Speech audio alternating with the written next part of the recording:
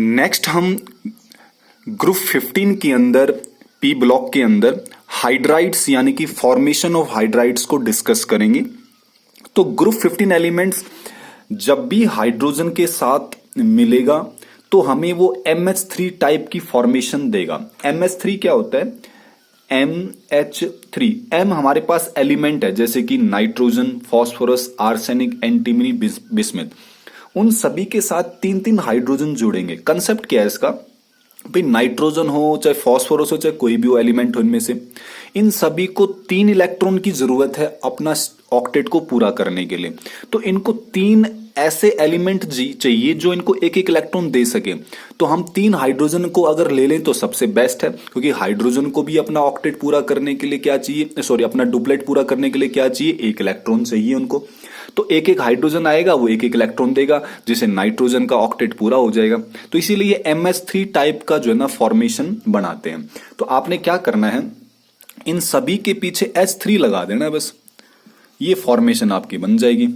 अच्छा, इनके कई बार नाम पूछ लेते हैं बोर्ड एग्जाम के अंदर। भाई इसको तो आपको पता है एमोनिया है, ये एमोनिया। नेक्स्ट हमारे पास है फॉस्फीन, इसको बोलते हैं हम फॉस्फीन। ये हमारे पास है आर्सीन। नेक्स्ट हमारे पास है स्टीबिन, STIBIN स्टीबिन। और लास्ट हमारे पास है बिस्म्यूथिन, MUTHINE बिस्म्यूथिन। ठीक है, अब हमको पढ़ेंगे इनकी प्रिपरेशन कैसे होगी।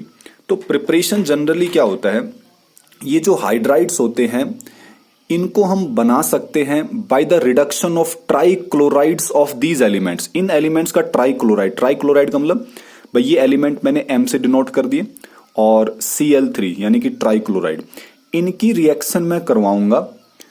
एक बहुत ही अच्छा रेड्यूसिंग एजेंट है lithium aluminium hydride.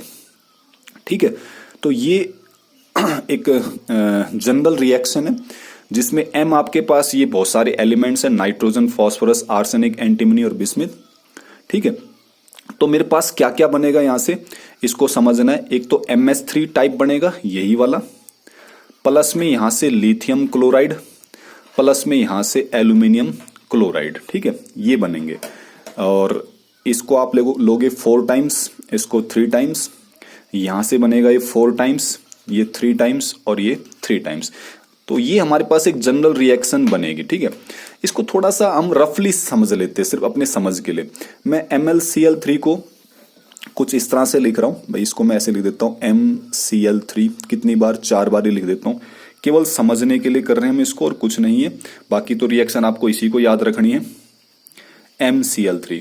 Lithium aluminium hydride को भी मैं 3 बार ही लिख देता हूं यहाँ पे, lithium aluminium hydride, lithium aluminium hydride. अब देखो यहां से आपको कितने चाहिए, M4, तो ये चारों के चारों M। H कितने चाहिए, 4 3 12, तो देखो H4 H4 H4 यानी कि चारों के चारों H4। तो यहां से चारों के चारों H4 ये 3 बारी बाहर निकल जाएंगे और यहां से ये चारों M बाहर निकल जाएंगे। तो आपके पास MH3 बन जाएगा 4 टाइम्स। अब देखो आपको लिथियम क्लोराइड कितने चाहिए, 3 3। तो देखो एक लिथियम, दूसरा, तीसरा, और यहां से एक Cl3 को पकड़ लो, तो हो गया आपके पास Lib3 और Clb3। तो लिथियम क्लोराइड यानी कि ये आप भी आपका यहां से बन गया। प्लस में क्या रह गया, Al कितनी बार, यहां पे देखोगे तो 3 बारी, और क्लोरीन कितने चाहिए, 3 3 9, तो 3 और 3 और 3 9 होतोगे, तो इनको मिलाओगे तो क्या बन गया आपके पास, AlCl3। क्लियर। नेक्स्ट इनकी हम पढ़ेंगे प्रॉपर्टी ऑफ हाइड्राइड। सबसे पहले है सोल्यूबिलिटी। तो ये कहा जाता है कि जो NH3 है वो हाईली सोल्यूबल है पानी के अंदर। तो क्यों है, क्योंकि NH3 जो है वाटर के साथ आसानी से हाइड्रोजन बॉन्ड बना सकता है। देखो आपको ये पता होना चाहिए, हाइड्रोजन बॉन्ड बनाने के लिए आपके पास फोन होना चाहिए, FON, और दूसरे के पास क्या होना चाहिए, हाइड्रोजन। तो देखो अब NH3 की अगर हम बात करें तो उसमें क्या है, नाइट्रोजन। भाई फोन का मतलब या तो फ्लोरीन हो या तो फिर ऑक्सीजन हो या तो फिर नाइट्रोजन हो, तो आपके पास यहां पे NH3 मिल गया। ठीक है, और वाटर में क्या आपके पास, अगेन अगर वाटर का फॉर्मूला देखें तो उसमें भी ऑक्सीजन है आपके पास, यानी कि फोन है और हाइड्रोजन भी है।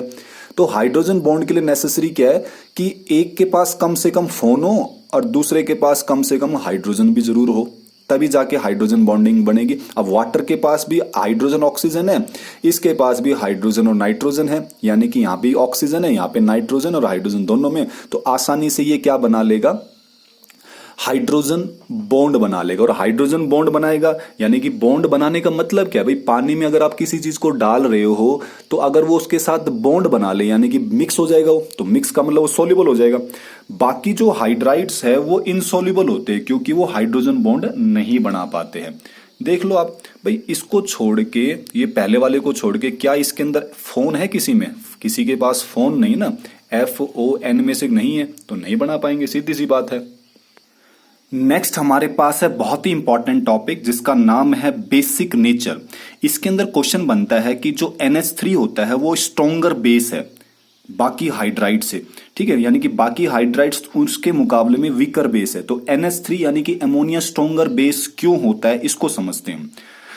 एक्चुअल में होता क्या है कि चाहे नाइट्रोजन हो, चाहे फॉस्फोरस हो, चाहे कोई भी हमारे पास एलिमेंट हो ग्रुप 15 का, उन सभी में एक लोन पेयर बचता है। क्यों बचता है अब उसको भी समझो भाई। नाइट्रोजन के 5 इलेक्ट्रॉन होते हैं आउटर मोस्ट में, तो एक एक इलेक्ट्रॉन तो यहां बॉन्ड बनाने में यूज हो गए 3, बाकी बचे कितने, 2। अब ये नाइट्रोजन है, नाइट्रोजन का साइज कैसा होता है, स्मॉल साइज का होता है नाइट्रोजन।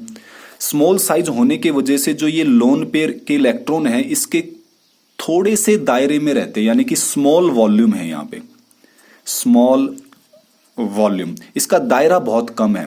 जबकि फास्फोरस थोड़ा बड़ा साइज का होता है तो इसके पास भी लोन पेयर है, वो बड़े ज्यादा एरिया में होते हैं, यानी कि ज्यादा वॉल्यूम में वो फैले हुए होते हैं।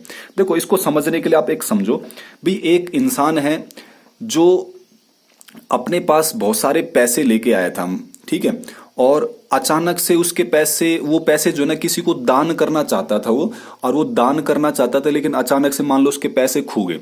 अब मैं अगर आपसे कहूं, अगर मान लो उसके पैसे एक 100 गज के प्लाट में खोए और एक मैं कहूं भी 1000 गज के प्लाट में उसके पैसे खो गए, तो मैं तुमसे कहूं भाई अगर हमें पता लग जाए भी कि वो उस जगह पे पैसे खोए हैं, तो अगर मान लो दायरा बहुत कम है, ठीक है, और वहां पे पैसे खोए तो वहां पे आसानी से पैसे मिल जाएंगे ना। अगर बहुत ज्यादा एरिया है और मैं कहूं भाई इस एरिया में पैसे ढूंढने हैं तो बहुत ज्यादा समय लग जाएगा, सभी जगह छानना पड़ेगा भाई कहां कहां गया, क्योंकि ज्यादा एरिया में घूमना पड़ेगा तो टाइम ज्यादा लगेगा। तो कहने का मतलब जितना दायरा छोटा होगा वहां पे इलेक्ट्रॉन आसानी से अवेलेबल हो जाएंगे, मिल जाएंगे, क्या करने के लिए, डोनेट करने के लिए। अब अच्छा, जो इलेक्ट्रॉन को डोनेट करेगा वो क्या कहलाएगा, बेसिक कहलाएगा, ध्यान रखना, ठीक है। जो आसानी से इलेक्ट्रॉन को डोनेट करेगा वो ज्यादा बेसिक कहलाएगा। तो नाइट्रोजन आसानी से अपने इन 2 इलेक्ट्रॉन को डोनेट कर सकता है क्योंकि उसका वॉल्यूम बहुत कम है। किस लिए कम है, क्योंकि नाइट्रोजन का साइज ही कम है। जबकि फास्फोरस या अदर जो हाइड्राइड्स है उनका वॉल्यूम बहुत ज्यादा है, एरिया ज्यादा है, साइज ज्यादा है, तो आसानी से इलेक्ट्रॉन वो डोनेट नहीं कर पाएंगे, इसीलिए उनका बेसिक कैरेक्टर कैसा होगा, कम होगा। नेक्स्ट हम पढ़ेंगे थर्मल स्टेबिलिटी कैसी होती है इन हाइड्राइड्स की। तो थर्मल स्टेबिलिटी एक्चुअल में जो है वो एलिमेंट और हाइड्रोजन के बीच में बॉन्ड जो बना हुआ है उसकी स्ट्रेंथ पर डिपेंड करता है। अगर ये बॉन्ड मजबूत है तो थर्मल स्टेबिलिटी ज्यादा है, और अगर ये बॉन्ड कमजोर है, जल्दी टूट जाता है, तो थर्मल स्टेबिलिटी कैसी है, कम है। अब देखो NH3 में देखें तो यहाँ पे नाइट्रोजन और हाइड्रोजन के बीच में बॉन्ड बनेगा, यहाँ पे फॉस्फोरस और हाइड्रोजन के बीच में बॉन्ड बनेगा, यहाँ पे आर्सेनिक और हाइड्रोजन के बीच में बॉन्ड बनेगा। एक चीज और नोट करना, नाइट्रोजन का साइज स्मॉल है तो छोटा बॉन्ड बनाएगा, फॉस्फोरस का साइज बड़ा है तो थोड़ा और बड़ा बॉन्ड बनाएगा, आर्सेनिक थोड़ा और बड़ा बॉन्ड बनाएगा, एंटीमनी थोड़ा और बड़ा बॉन्ड बनाएगा, बिस्मिथ थोड़ा और बड़ा बॉन्ड बनाएगा। अब आपको ये पता है जितना बड़ा बॉन्ड होगा वो आसानी से टूटेगा। तो मैं तुमको जो है ना, एक तो मैं 1 मीटर की पतली डंडी दे दूं और एक बिल्कुल 1 सेंटीमीटर की वही पतली डंडी दे दूं, मैं कहूंगा इन दोनों डंडी को तोड़ के दिखाओ, तो किसको आसानी से तोड़ दोगे आप, बड़े वाले को, क्योंकि इसको आप 2 हाथों से आसानी से तोड़ दोगे, इसको आप दबा ही नहीं पाओगे। तो जितना बड़ा बॉन्ड होता है उसको तोड़ना आसान होता है। अच्छा, ये बॉन्ड आसानी से टूटेगा तो इसकी थर्मल स्टेबिलिटी कम होगी। NH3 की थर्मल स्टेबिलिटी क्या होगी, सबसे ज्यादा होगी, इसीलिए यहां पे ऑर्डर दे रखा है। थर्मल स्टेबिलिटी जो है वो सबसे ज्यादा किसकी होगी, NH 3 की, ये ध्यान रखना है, उससे कम PS3 की, उससे कम ASH3 की, और फिर नीचे की तरफ जाएंगे घटती रहेगी। नेक्स्ट हमारे पास है रेड्यूसिंग कैरेक्टर। रेड्यूसिंग कैरेक्टर में हमने देखना है कि जो ये M यानी कि एलिमेंट और ये जो H है, तो कहां पर H आसानी से लॉस होगा। जहां पर H आसानी से लॉस हो जाएगा उसकी रेड्यूसिंग कैरेक्टर ज्यादा रहेगी, रेड्यूस करने की पावर ज्यादा रहेगी। तो आपने अभी देखा भाई, हमने देखा कि जिसका बॉन्ड आसानी से टूटेगा तो सीधी सी बात है वहां पे H आसानी से जल्दी बाहर निकल जाएगा। तो इसका मतलब रेड्यूसिंग कैरेक्टर इसका मतलब BiH3 का सबसे ज्यादा है, जबकि इसकी थर्मल स्टेबिलिटी कम थी ना, लेकिन रेड्यूसिंग कैरेक्टर ज्यादा पाएगी भाई, क्योंकि यहाँ पे हाइड्रोजन जल्दी से बाहर निकल जाएगा क्योंकि बॉन्ड टूटेगा। जबकि NH3 में ये बॉन्ड आसानी से नहीं टूटेगा, तो थोड़ा टाइम लगेगा H को बाहर निकालने में, इसीलिए इसका रेड्यूसिंग कैरेक्टर क्या रहेगा, कम रहेगा।